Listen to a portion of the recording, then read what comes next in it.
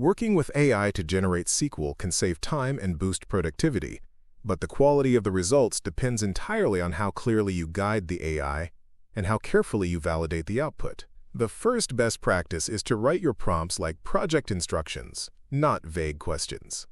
If you simply say, "Write a SQL query for customers," you will get a generic answer. Instead, be specific. For example, say, "Write a SQL query that selects customer ID, name, and total purchases from the orders table, grouped by customer ID, for the last 6 months."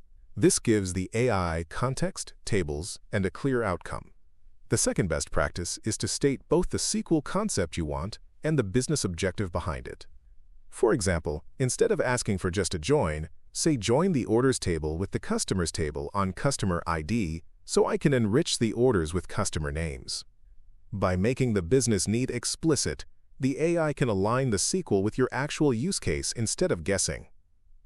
Third, always specify tables, columns, and expected conditions. If you leave them out, the AI may invent column names or use placeholders that don't exist in your schema. Fourth, ask for step-by-step logic, not just the final query. A good AI prompt can say, "Explain the join logic, explain the filter, then show me the query." This way you can validate the reasoning before running the code.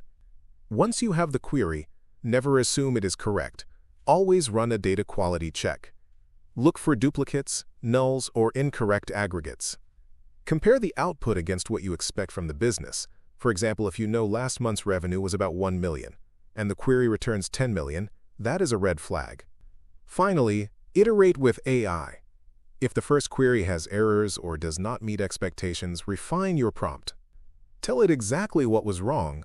For example, say the column name was incorrect, or the aggregation is too high, and ask it to fix it.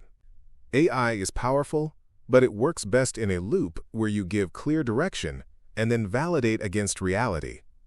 To summarize, treat AI as a coding partner, not a magic box. Write clear instructions.